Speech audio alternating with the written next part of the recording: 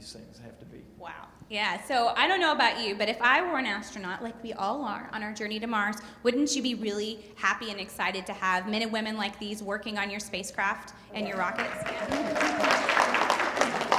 Yes. So, yeah. Oh, we have a question, yeah.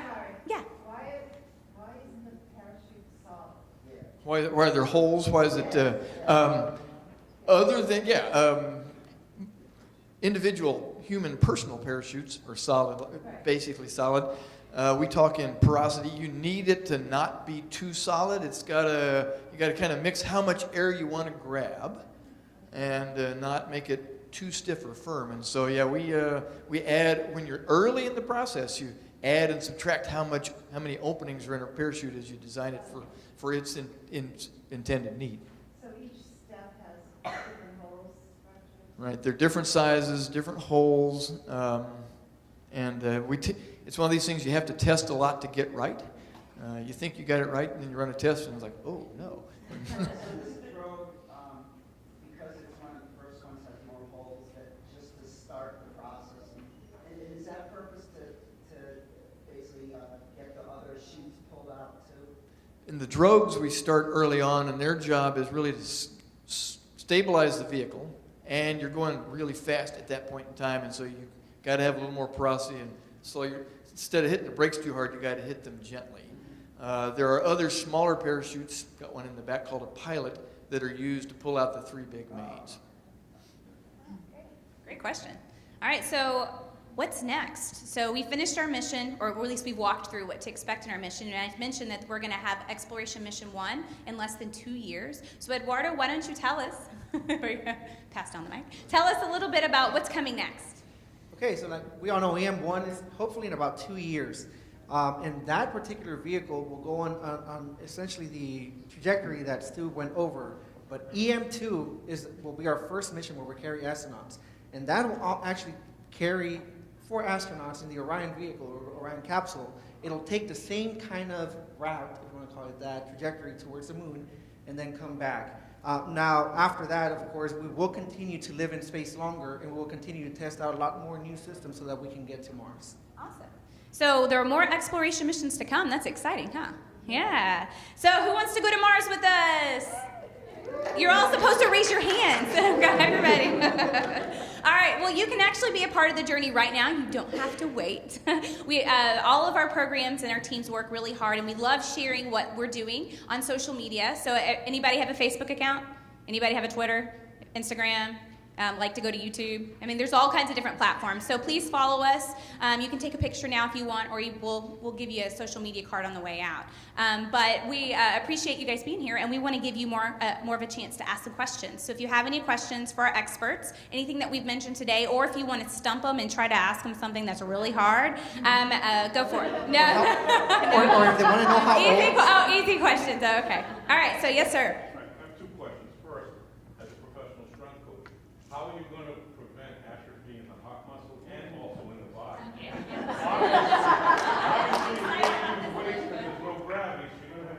I'm going to have to plug this because I too am a certified strength and conditioning specialist. So yeah, we're doing a lot. There's a whole program of exercise, and we have the astronauts themselves have their own strength and conditioning coaches, and they give us prescriptions and tell us the requirements for the exercise device that we will be using on Orion and for the deep exploration missions. When we really do go to Mars and not our pilot tests around the moon, basically, we will be docked to a habitat that has a lot more volume, and so it gives us a lot more volume to be able to work with better exercise devices, more capable exercise devices. Which I'm sure are not regular. This is going to be some kind of a drone. You've got no gravity, so you've got to come up with something different that will create resistance against the muscles. Yes. Have you done that? Yes. Okay. You're exactly right. Yeah, we got some really interesting technologies with supercapacitors and microcontrollers, and it's amazing how small and capable these little devices are. Any cross studies that may bring back to people like us in our profession here on Earth that you might learn something that we could use? Absolutely. Okay. Yeah. All right. Second, it's not a political question, but it's going to sound like that. The new administration has committed to NASA, which means that's going to be money. People don't do this just for a job. This is your passion. Tell my little girl why that should happen. Why should that money would say anything having to do with science and human exploration, I mean, you can't beat that. What's it do for humanity and what's it do for America? I can help answer that a little Great. bit. So you remember the 60s, right? When we went to the moon. What do we have right now that came out of that? I mean, do you have phones? Do you have like an iPhone? Do you have computers? Do you have all those things? Velcro, right? I mean, there are so many things that came out of that. Right now, where we're at, we already have, the microchips. We're getting into the nanotechnologies and a lot of different things like that. Just imagine the possibilities that can come out of learning a lot more and going in deeper into space. Now, there's one thing. People that are going to Mars, you know how old the first Martian is right now? Probably in elementary or in middle school. So keep that in mind. I mean, you might be the first one that steps foot in Mars. I mean, we're going to be too old by then. And I'm a supporter. Yeah. My mom worked on the first Apollo at Raytheon as in National Geographic. She's sitting with Kennedy. We're supporters of it. But I know that as soon as you're going to be supported, there are going to be people that ask why. And the other thing is that all that money goes to America, American engineers, and it comes back to our own industry, right? So, Answering that question. All right. We'll do a couple grown-ups and we'll come back to the kids. So this young woman right here with glasses. Hello, hi. I was wondering, with the research that you did with Scott Kelly, what data did you gather from that could benefit long-duration missions?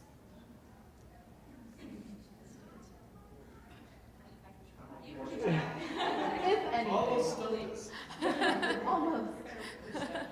I actually, there was just recently an article I stumbled upon yesterday that was talking about kind of the first, what we've learned from that study, and it had to do with the structure of the DNA and the telomeres on DNA. They did actually change, they're different between the two. How that relates to what we're going to do for humans to protect them or prevent that from happening, we're not there yet. But they already are finding that there was differences in the DNA over that year, made to their DNA. Were they shorter? Yes. Longer? No, wait, yeah, longer. Yeah, they were longer. correct. So there you see, you guys know more than I do. Thank you so much. And no more release is if you pay attention to the news, that was just one article. And I talked to somebody from the station.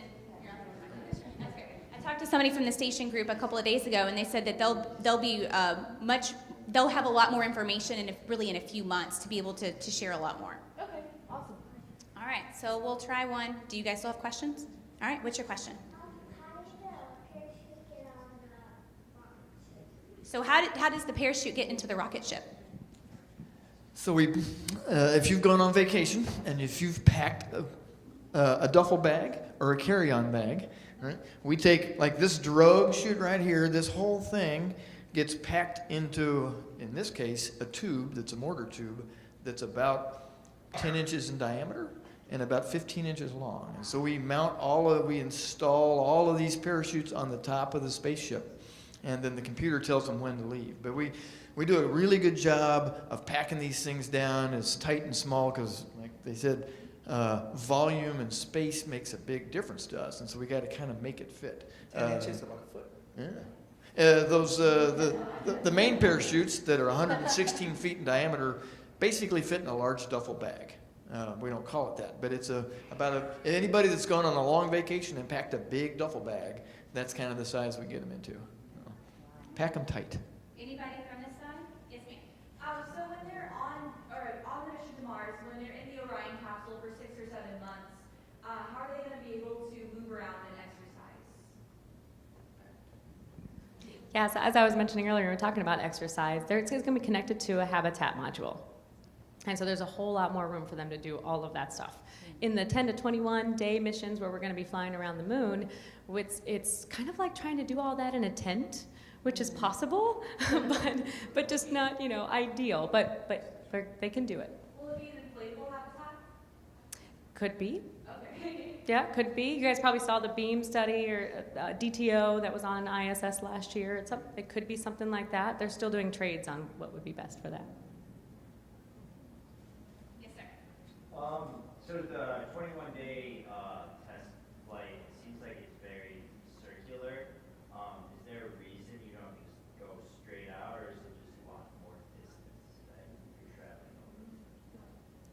want to speak to the orbital mechanics? Orbital mechanics, you could stump me. But orbital mechanics is going to work such that, you've got to launch, you've got to do an orbit and basically do a kick burn to go to the moon and use the pull of the moon and loop around the moon and then kick and come back.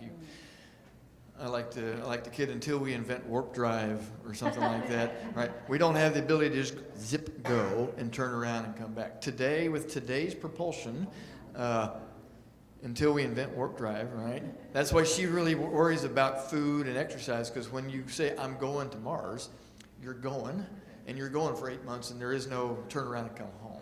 And I guess maybe it's a resultant of what the power you're putting into it. So if you're going at a certain amount of speed, if you think about it, going to an actual object that's moving, right? You're not going to take a straight shot, because by the time you get there, that item is going to be somewhere else. Now the other thing is, as you get close to it, the gravity's pulling you, and whatever speed you have will just make you go farther in its in its gravitational pull, and it's because you're carrying that speed. So does that make sense? Like if somebody's trying to grab you, like if you grab a pole and you're running real fast, you grab it and it's going to want to try to pull you out when you're turning around. So the faster you're going, the longer that circle has to go. So it's really a resultant of what speed you're going at. Does that make sense?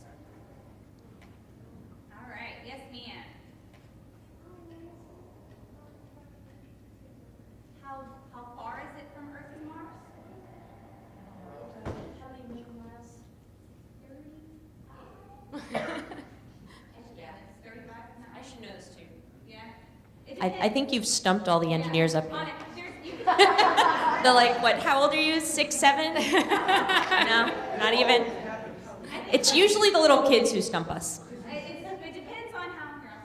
It depends on the planets don't all line up in a row, except for in posters. but they all orbit the sun, and they're in all different places around the sun. And so sometimes the path is a lot faster, sometimes the path is a lot longer. So I know it could be upwards to like 200 million miles away, and that would be really far. On average, it could be anywhere between like maybe 30 and 60 million miles away. So there's not like a perfect answer, but that's a really good question.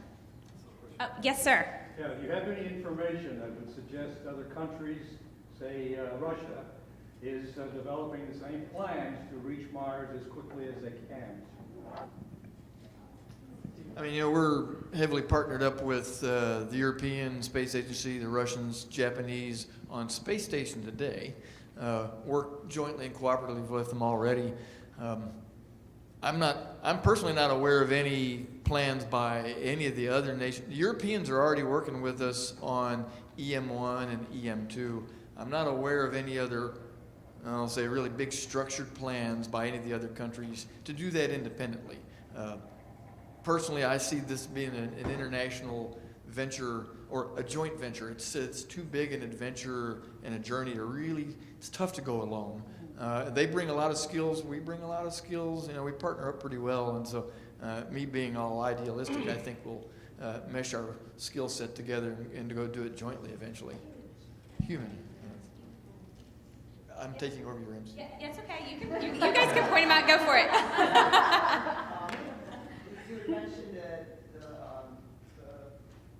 engines. You mentioned the engines at STS engines, and Yes. as I recall, there were 5 on the shuttle. This is a much larger rocket. So are they upsized, or each individual one, or are there a lot more of them, or is it the same number? And if it's the same number, how do you get the propulsion to go out? How do you get the same thrust? Is it because the solid rocket engines are bigger? So Space Shuttle had 3 engines. I don't know if you remember, it was like a triangle, and behind the Space Shuttle, you can see them outside here. It had 3 RS-25 engines. Each of those produced about 490,000 pounds of thrust. But we really get our oomph, our zoom from the solid rocket boosters, because the biggest problem is trying to get out of the Earth's gravity, right? Gravitational pull. Now, Space Shuttle had what we called 4-segment SRBs. SLS is using 5 segments. So we produce more power from those.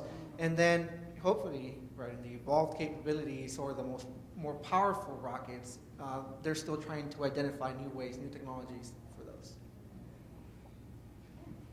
Yes, ma'am. All right. I'm a botanist, so I know that it's very, the entire plant structure is very intricate. And so as far as growing your own food, you know, out of Earth's atmospheric pressure, what technologies do you have to come up with to I guess, kind of simulate that gravity or just to, you know, effectively grow plants outside of Earth's atmosphere? Yeah, great question. So that's exactly what I meant when I said the food lab is studying this. We're in partnership with Kennedy Space Center and they have a whole team of botanists doing the same thing. It's a mix of hydroponics and some interesting kind of nutrient delivery techniques. If you go research, they've been growing lettuce, and I want to call it the pick and eat study, I think is what it's called, on station. And so there's you might, you know, being smarter than me in this botany thing, you might be able to see, read about something